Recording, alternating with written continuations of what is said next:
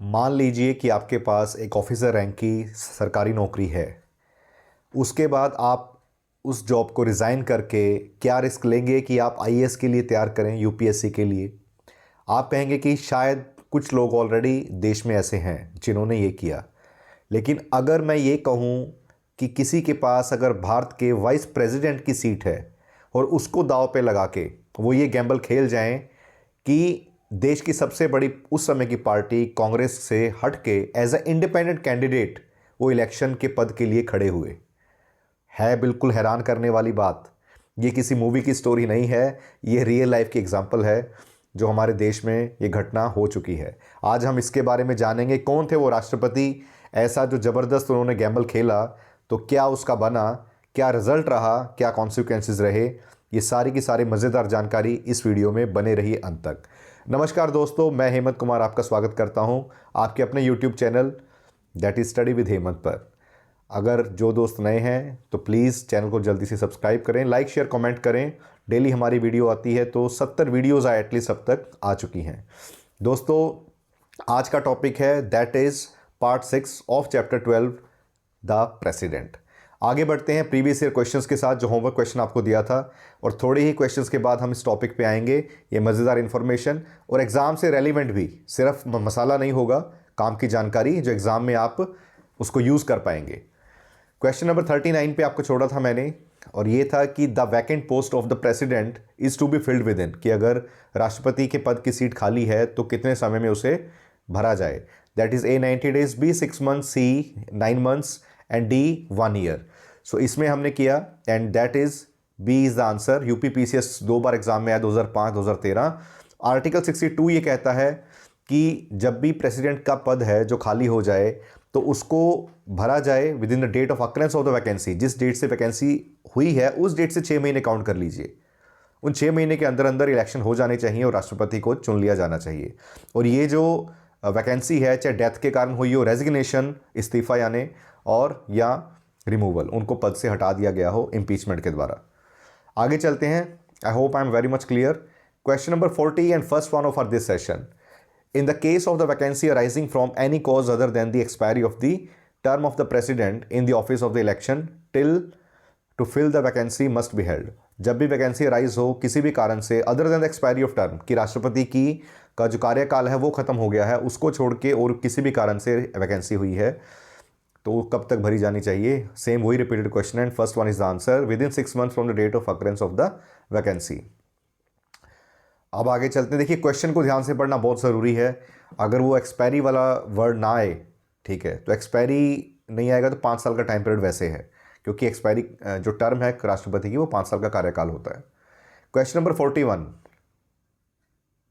What is the deadline to fill the occurrence of the vacancy due to death, resignation or removal of the president in India? Same repeated question and answer is 6 months, that is D. UPPCS 1998 का question. Question number 42. For how long can the vice president act as the president when the president cannot perform his duties for reasons of death, resignation, removal or otherwise? कि जो उपराष्ट्रपति हैं जिनको as a president act करना पड़ा जब president seat पे नहीं है, इन 3 कारणों के कारण, डेथ, रेजिग्नेशन, रिमूवल या अदरवाइज, तो कितने समय तक वो रह सकते हैं पद पे। That is 6 months. देखिए, क्वेश्चन घुमा के पूछा है कि इलेक्शन कितने टाइम में हो जाने चाहिए, मतलब एक्टिंग प्रेसिडेंट जो हैं, जो वाइस प्रेसिडेंट बनेंगे, वो कितने समय तक मैक्सिमम रह सकते हैं। जब तक इलेक्शन नहीं होते, अगला नहीं बनता, वो 6 महीने। सो झारखंड पीसीएस 2013। क्वेश्चन को ध्यान से पढ़ना, बार बार कह रहा हूँ, बहुत इंपॉर्टेंट है। और जो दोस्त नए हैं मैं उनको कहूँ प्लीज़ पार्ट 1 एंड 2 अच्छे से देख लीजिए। मैंने पूरे कॉन्सेप्ट्स एक्सप्लेन किए हैं अच्छे से, 20 मिनट की वीडियोस हैं और आपको सारा कुछ एकदम क्लियर हो जाएगा। इन क्वेश्चंस को खुद आंसर दे पाएंगे, समझ में अभी भी आएंगे आपको बिकॉज मैं एक्सप्लेन कर रहा हूँ, बट आप खुद आंसर कर पाएंगे। और लास्ट में फिर स्कोर ज़रूर बताएं कि ये सिर्फ वो 2 वीडियोज़ देख के सारे प्रीवियस ईयर पीसीएस के क्वेश्चन कितने ठीक हुए आपके। Question number 43, In case the post of the President of India falls vacant due to his death, resignation or removal from the office, who will occupy that post? जब राष्ट्रपति की seat खाली हो भाई इन कारणों से, तो कौन सीट पे बैठेगा। हाँ जी, सीक्वेंस सबको याद होगा। दैट इज़ वाइस प्रेसिडेंट, वो नहीं है तो चीफ जस्टिस ऑफ इंडिया, अगर चीफ जस्टिस ऑफ इंडिया भी नहीं है तो कौन आएंगे, हाई सीनियर मोस्ट जज ऑफ द सुप्रीम कोर्ट। तो यहाँ पे answer is B, chief justice of supreme Court, और सॉरी वाइस प्रेसिडेंट। अगर प्रेसिडेंट नहीं है तो कौन आएंगे, वाइस प्रेसिडेंट। एमपीपीसीएस 1995 का क्वेश्चन, आर्टिकल 65 क्लोज 1 ये कहता है कि in event of the occurrence of the any vacancy in the office of the president by the reason of death, resignation और रिमूवल, ये किसी भी कारणों से अगर वहाँ पे वैकेंसी बनती है तो क्या किया जाए, वाइस प्रेसिडेंट सीट पे बैठेंगे जब तक राष्ट्रपति ना आए। Next is question number 44। In case of the post of the president of India falls vacant and there is no vice president also, who among the following would be the acting president? A vice chairman, अब वही question है कि राष्ट्रपति की seat खाली है, vice president भी नहीं है, तो कौन बैठेगा? आपको वैसे ही पता है, अभी सीक्वेंस बताया था आपको मैंने, that is D, chief justice of the Supreme court. देखिए कितनी बार रिपीट हुआ है क्वेश्चन कि राष्ट्रपति उपराष्ट्रपति दोनों नहीं है, तो कौन आएगा? Chief justice of India, that is. आगे चलिए, प्रेसिडेंट डिस्चार्ज, जो प्रेसिडेंट का है डिस्चार्ज ऑफ फंक्शन एक्ट 1969, उसके अंडर ये प्रोविजंस दिए गए हैं that chief justice of India shall act as the president अगर in the event of the office of both the president and vice president is being vacant, और in the absence of CJI, chief justice of India, senior most जज of supreme court, वो act करेंगे। I hope I am clear. अब दोस्तों आगे चलते हैं कि जो मैंने क्वेश्चन जिस टॉपिक पे आपको बात की, अब इसको ज़रा ध्यान से देखिए, इस फोटो को ज़रा ध्यान से देखें, मैं इसको नीचे ले आता हूँ। अब देखिए एक रेप्यूटेड कुर्सी है वाइस प्रेसिडेंट की, सेफ सिक्योर, आपका करियर एकदम ओके है बढ़िया से। अब उसके बाद वो एक वुडन बॉक्स जिस पे लिखा है इंडिपेंडेंट कैंडिडेट, वो छोटा सा बॉक्स है। अब उस पर वो रिस्क ले रहे हैं चढ़ के, पता नहीं कुछ बनेगा, बैलेंस बनेगा, गिरेंगे उठेंगे, वो सीट भी हाथ से जाएगी जो पीछे कुर्सी है, ये ऐसा रिस्क। इंडिपेंडेंट कैंडिडेट, एक हाथ में आपने देखा राइट हैंड में रेजिग्नेशन रोल करके रखा है, अपना इस्तीफा तैयार है, दूसरे हाथ में वो कह रहे हैं for the president voice of the conscience, public audience को कह रहे हैं कि भाई आप अपनी आत्मा की सुने, आप अपने कंसाइंस की सुने, उसके हिसाब से वोट दें, ना कि पार्टी के दबाव में आके। अब ऐसा क्यों कह रहे थे? ये क्या था कि नीलम संजीव रेड्डी, इनको as a candidate Congress party ने चुना राष्ट्रपति के इलेक्शन के लिए। अब लेकिन इंदिरा गांधी जो थी वो इनको चाहती थी कि वीवी गिरी बने, लेकिन इंदिरा गांधी जी जो थी उस टाइम पे पीएम, उनका स्ट्रगल चल रहा था, पावर का स्ट्रगल कि जो ओल्ड गार्ड थे, जो सिंडिकेट था पूरा का पूरा कांग्रेस का, सारी मेजर स्टेट्स के जो मेन लीडर्स थे पुराने, उनका बहुत होल्ड था पार्टी बनाने में, किसको सीट पे बिठाना है किसको नहीं बिठाना है। तो लाल बहादुर शास्त्री जी को और इंदिरा गांधी जी को जो सीट पे बिठाया गया पीएम, उसमें उनका बड़ा रोल रहा, मतलब पीएम इलेक्ट करवाने में, क्योंकि वो चाहते थे कि हम ऐसे इंसान को बनाएं जो हमारे कंट्रोल में ही रहे, कि जो भी पॉलिटिकल फैसले वो लें सीट पे बैठ के, वो हमसे पूछ के लें। जैसे मनमोहन सिंह जी के साथ हुआ, एक ज़बरदस्त फाइनेंस मिनिस्टर थे, आरबीआई गवर्नर थे, लेकिन एज अ पीएम वो राष्ट्रपति वाला हाल बन के रह गया कि एज अ पपेट, जो लोग कहते हैं, सारी जनता जनार्दन ने ये महसूस किया, हमने भी किया।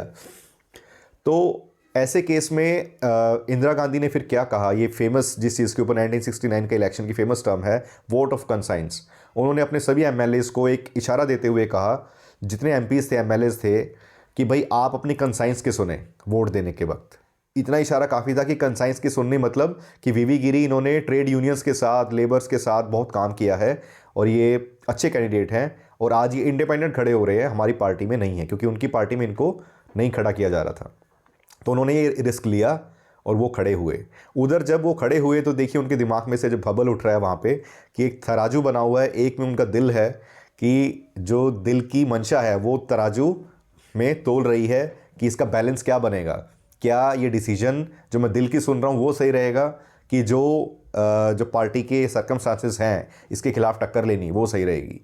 और नीचे देखिए रिस्क फॉर प्रिंसिपल, लोग चीयर्स कर रहे हैं कि बंदे ने अपने सिद्धांत के लिए एक दाव लगा दिया, गैम्बल खेल दिया, गिरीज ग्रेट एम गैम्बल 1969। ये सारी मज़ेदार स्टोरी के साथ क्या हुआ फाइनली, कि वीवी गिरी जीते बहुत क्लोज मार्जिन से, और इतिहास रच दिया उन्होंने कि एज ए इंडिपेंडेंट कैंडिडेट, और उसके बाद एक राष्ट्रपति के पद पे पहुंचना भारत के सबसे बड़े इलेक्शन में। अब सोचिए, इसीलिए कि वो कहते हैं ना कि हरिवंश राय बच्चन जी की जो पोएम है, मेरे तो दिल के बहुत बहुत करीब है, कोशिश करने वालों की हार नहीं होती, लहरों से डरकर नौका पार नहीं होती। सो ऐसा ही है दोस्तों, जब तक न मिले मंजिल चैन और निद्रा त्यागो तम, संघर्ष का मैदान छोड़कर मत भागो तुम, कुछ किए बिना यूं ही जय जयकार नहीं होती, कोशिश करने वालों की हार नहीं होती। तो इसलिए जो अपनी तैयारी है डट के जम के करें, हार मत माने, मंजिल कदम चूमेगी और जय जयकार भी होगी। फिर आप याद करेंगे कि यस, कि वीवी गिरी वाली एग्जांपल सर ने दी थी, कुछ रेलिवेंट थी, मोटिवेशन मिली कि नहीं, कमेंट्स में ज़रूर बताएं दोस्तों। अब मैं थोड़ी सी important points exam point of view से आपको ज़रूर बता दूं, इसका स्क्रीनशॉट लेके भी आप रख सकते हैं। अब देखिए, इसमें था कि जो 1969 में डॉक्टर जाकिर हुसैन थे जो प्रेसिडेंट, तो उनकी डेथ हो गई सडन डेथ। उसके बाद प्रेसिडेंट के इलेक्शन बहुत कंट्रोवर्शियल हो गए। जो इनका पूरा नाम है वाराहगिरी वेंकटा गिरी, वीवी गिरी, जो उस टाइम के सर्विंग वाइस प्रेसिडेंट थे, उन्होंने एक अलग स्टेप लिया और रिज़ाइन कर दिया पोस्ट ऑफ वाइस प्रेसिडेंट, और अनाउंस किया गया कि he would contest president election as independent candidate. ये तो सारी मैंने बता दी स्टोरी आपको।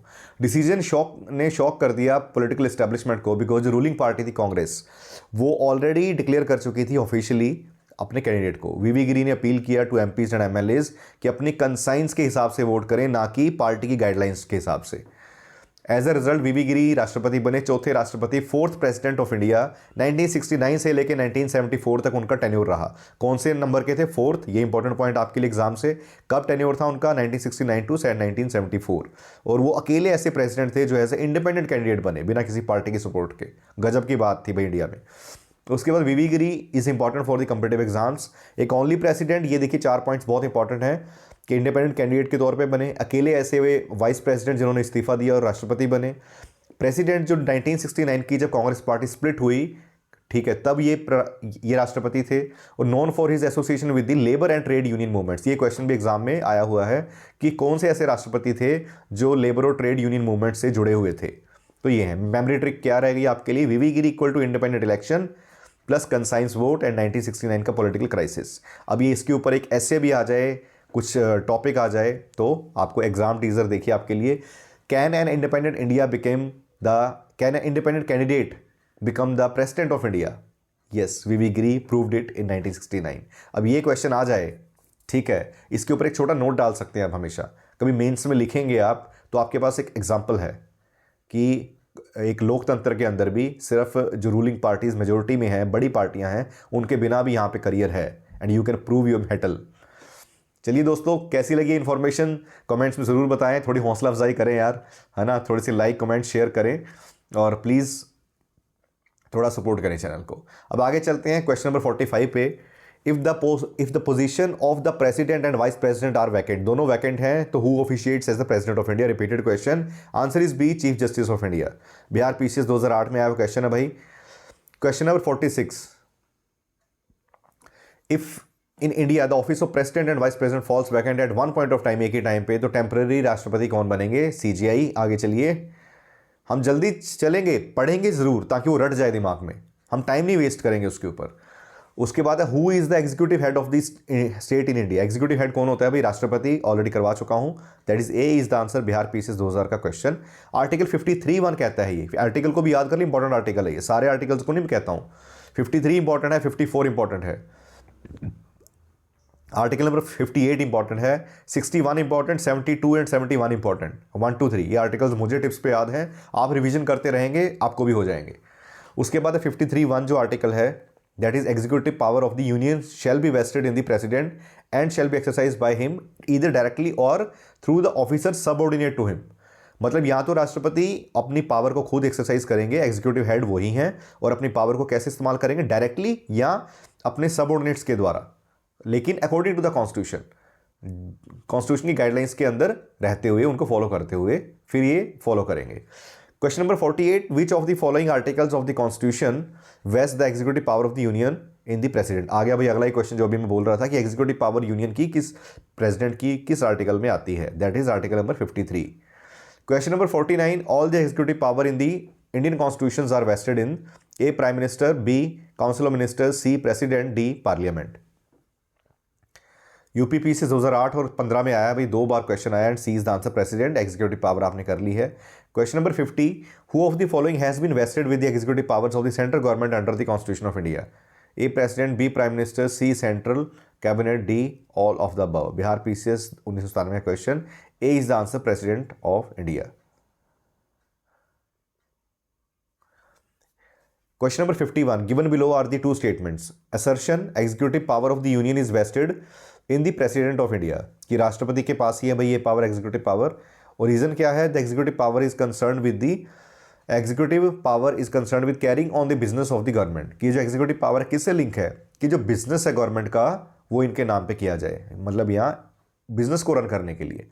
अब एग्जीक्यूटिव पावर राष्ट्रपति के पास क्यों है और इसका कारण ये, क्या ये दोनों मैच खा रहे हैं? इंडिविजुअली स्टेटमेंट दोनों सही हैं, ये चार ऑप्शंस आपके सामने, and B is the answer, कि आर उसकी करेक्ट एक्सप्लेनेशन नहीं है। आप खुद ही सोचिए कि देखिए 53 में ये कहा गया है कि पावर है वो होगी राष्ट्रपति के पास, एग्जीक्यूटिव पावर, लेकिन आर्टिकल 77 ये कहता है, आर्टिकल 77 ये कहता है आपको कि एग्जीक्यूटिव जो एक्शन है of the government of India shall be expressed in the to be taken in the name of the president, वो राष्ट्रपति के नेम पे होगी।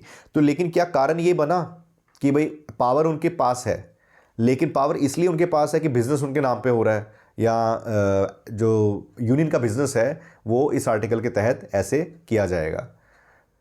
सो दैट्स वाई आर उसकी करेक्ट एक्सप्लेनेशन नहीं है। अब आगे चलते हैं question number 52, that is consider the following statements and select the correct answer from the code given below. 1. Executive power of the union is vested in the prime minister. जो executive power है union की is vested in the prime minister. क्या सही है ये? Prime minister is appointed by the president, ये बिल्कुल सही है, राष्ट्रपति ही अपॉइंट करते हैं भाई। थर्ड है prime minister is the head of the council of states, जो काउंसिल है मंत्रिमंडल है उसके हेड प्राइम मिनिस्टर होते हैं। फोर्थ है prime minister at the time of his appointment needs not to be member of either house of parliament, कि वो दोनों हाउसेस में से किसी के मेंबर ना भी हों तो भी चलेगा। बाद में बनने के बाद 6 महीने के अंदर अंदर मेंबर बनना जरूरी होता है, राज्यसभा या लोकसभा किसी का भी एक मेंबर बन जाए, नहीं तो उनकी वो सीट खारिज कर दी जाएगी, रद्द हो जाएगी। तो आंसर क्या हो गया? 2, 3, 4। बिना ऑप्शंस के हम क्वेश्चन एक्सप्लेन करेंगे। ये ऑप्शंस आपके सामने थी, 1, 2, 4, 1, 2, 3, 2, 3, 4, 1, 3, 4। यूपीपीसी 2011 क्वेश्चन था। According to the article 53(1) executive power है यूनियन की shall be vested in the president and shall be exercise by him either directly or through the officer subordinate to him. Prime minister is appointed, वो सारा कुछ same चीज़ें हम बार बार repeat करके टाइम नहीं वेस्ट करेंगे। क्वेश्चन नंबर 53 पे चलते हैं। President of India exercise is power, कैसे एक्सरसाइज करते हैं? अभी बताया था कि या तो डायरेक्टली खुद या अपने सबऑर्डिनेट्स के through, but according to the constitution. So ये चार ऑप्शंस आपके सामने, ईदर डायरेक्टली और थ्रू, या through ministers, through prime minister, through cabinet, या नन ऑफ द अबव। तो आंसर हो गया इसका ए, जैसा हमने ऑलरेडी किया। बिहार पीसी 2016 में क्वेश्चन आया था ये, और आप बिना ऑप्शन के भी सॉल्व कर पा रहे हैं आराम से। तो ये सब देख के फिर कॉन्फिडेंस कैसा बूस्टअप होता है कि पीसीएस आपकी रेंज में है बड़े आराम से, यूपीएससी भी कर सकते हैं आप आराम से, अगर जस्ट कंसिस्टेंसी चाहिए। Only word consistency, discipline, revision. ठीक है, आप कहेंगे 3 वर्ड हो गए।